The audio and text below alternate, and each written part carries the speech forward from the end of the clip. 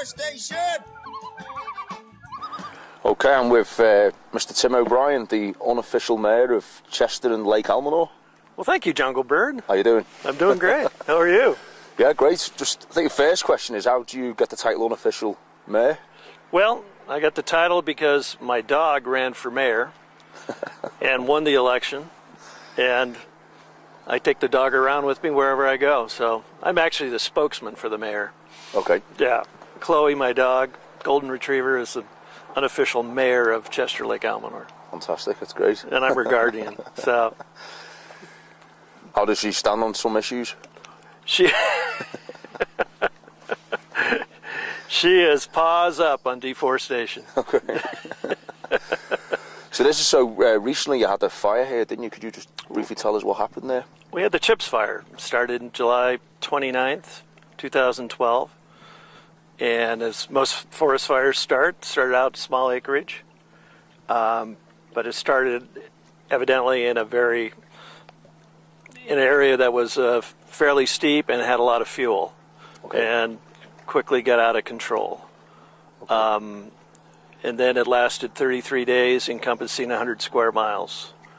As a business owner in the area, we were affected for the whole month of August.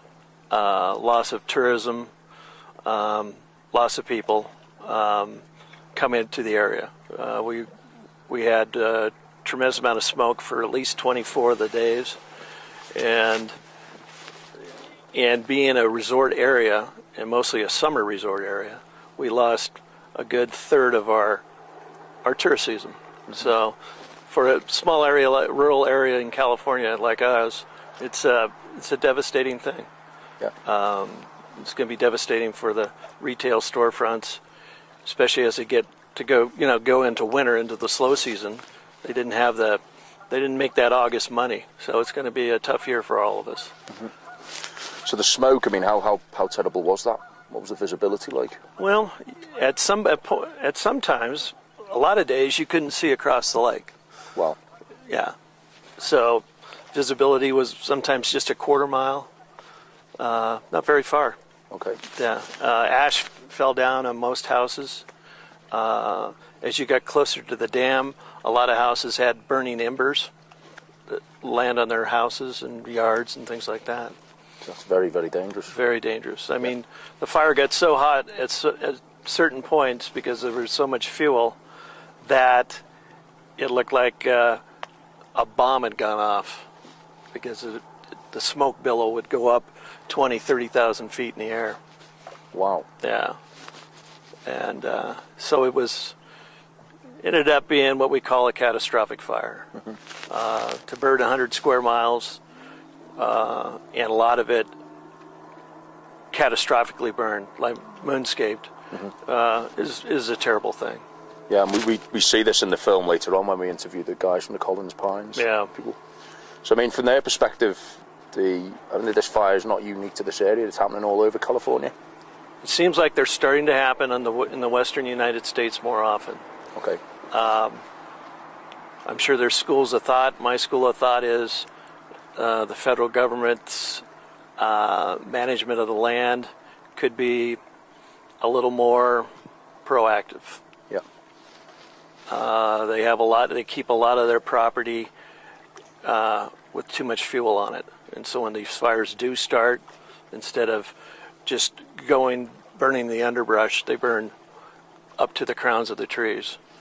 Okay. And creates just a fuel nightmare, fire nightmare. So for some people that aren't aware of what you mean by the term fuel, that's trees that are too tightly packed together. Right. Not getting pruned out. Right. If there was some thinning, even if they did a little bit of logging, if they logged 20 or 30% of the forest strategically and environmentally, because we have some of the best environmental regulations around, I think we wouldn't have these catastrophic fires that consume so much acreage. Okay. We can nip them in the bud. But I think it means we have to start logging a little bit of the federal land again, and to create fire breaks and, till the land a little bit. Yeah. And this would be great as an income stream for the state of California as well. It would be. It'd be great for the locals. The federal government gives money to schools from their logging. They give money to local governments from their logging. And so it really helps out the rural areas. And then you're having products that are made in the United States. Yeah. And maybe there'll be less, forest products coming from other countries where they don't have the environmental rules and there is no regulation. At least here we have regulations in place. Let's use them. Mm-hmm. Sounds like a win-win situation. I think so. Okay, well, TOB, thanks very much for your time. Thank you, Jungle Birds. For more Jungle Bird, please visit junglebird.org.